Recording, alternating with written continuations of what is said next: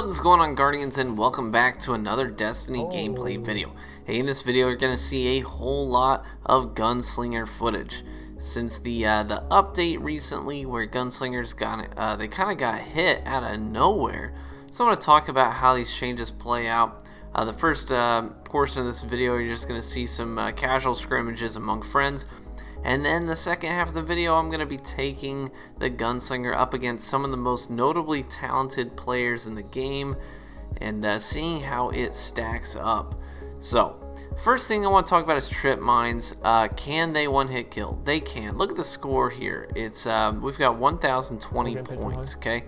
So, I throw that trip mine, I walk away, and then the trip mine goes off, gets a kill on Apex. He's running the lowest possible armor. Notice I get 110 points for the grenade kill, and we're at 1,130. So no assist points there is what I'm trying to say.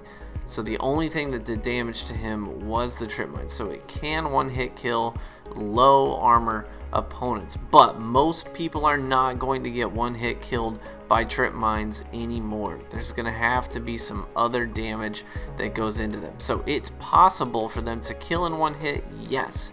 But most people, especially these competitive players, run at least enough armor to tank that amount of damage. So generally speaking, it's not going to happen.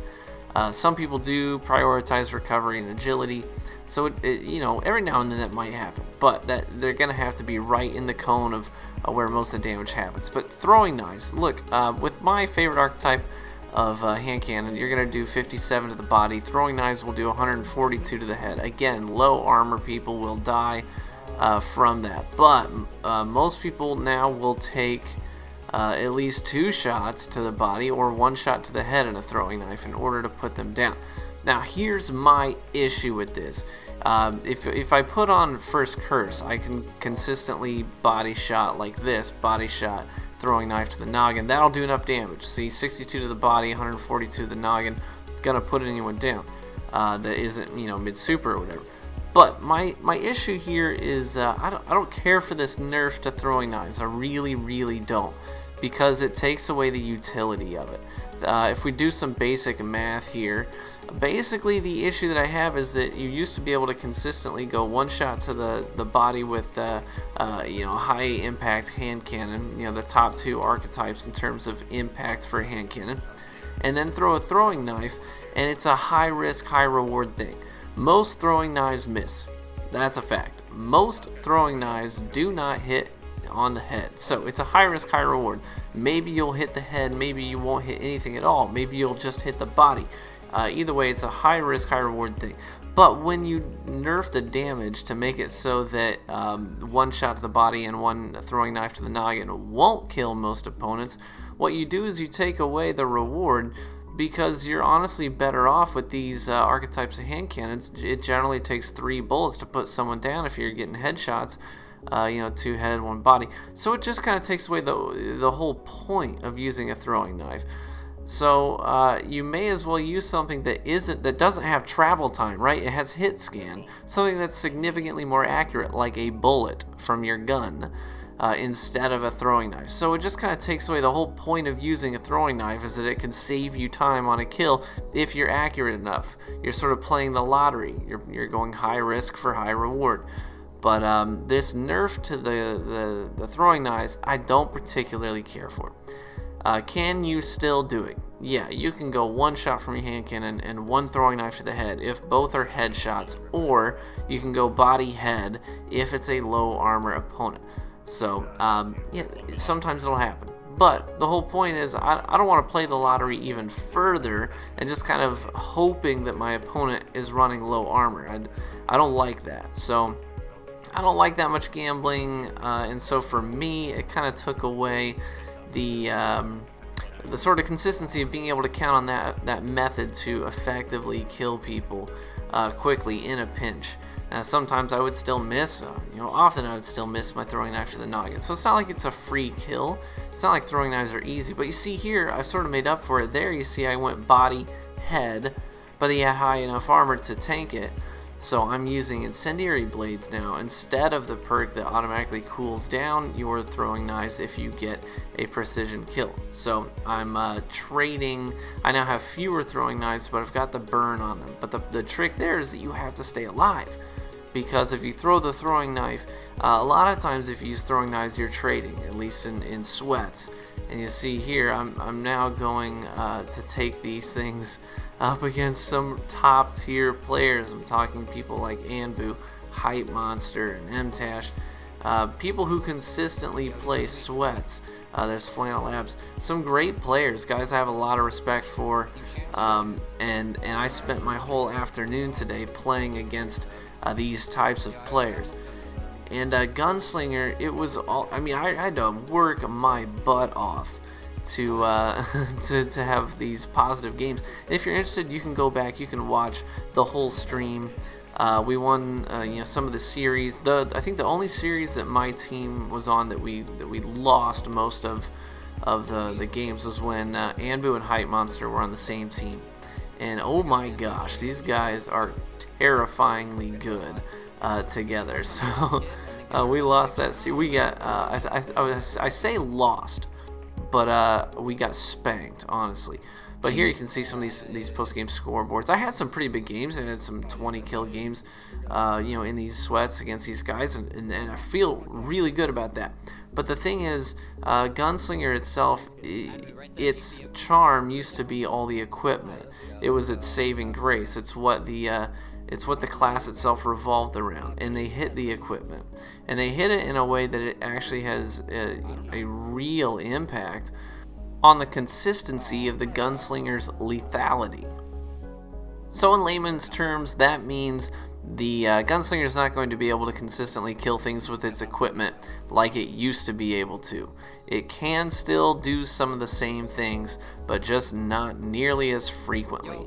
So you're gonna have to use gun skill more and more in order to outperform your opponents. You see here, just landing all of my shots is all I can do to stay in the fight here. But yeah, so I'm taking the Gunslinger against people using the best of the best. We're talking Thorns and Last Words and Matadors, these year one shotguns like Felwinter's Lie and Matador that outperform year two ones. And has some good games, but man, is it tough. Just all kinds of tough. Throwing knife here to the head, you can see it still kills. I don't have a lot of clips of killing Hype Monster because he was a monster. But like I said, you can watch that full series. So won most of them, lost the one against him and Anbu together. You see trip mines there. On maps like Pantheon, these trip mines can still be pretty lethal. And you see what I'm doing here is I'm baiting him in.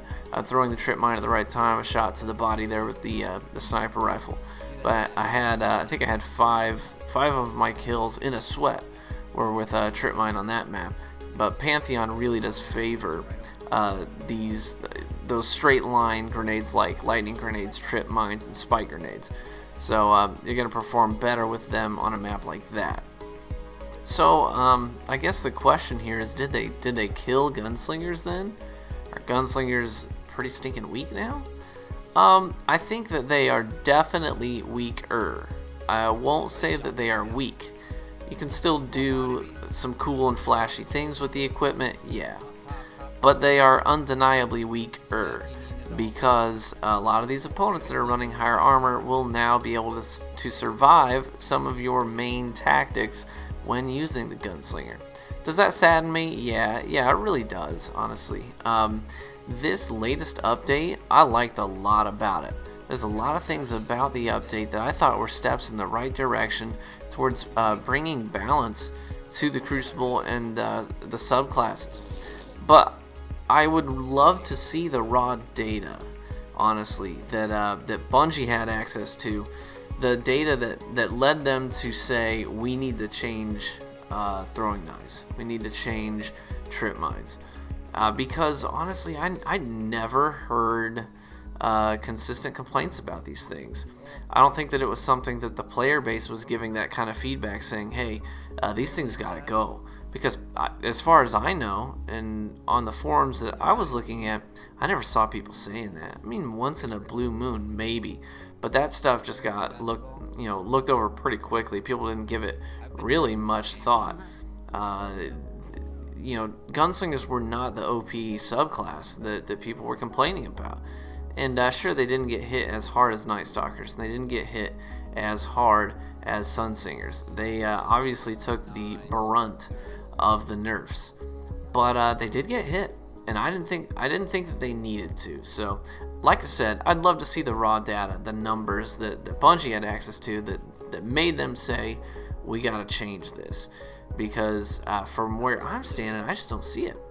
But that's just my opinion. Honestly, you guys know me. I'm more of an optimist than a pessimist.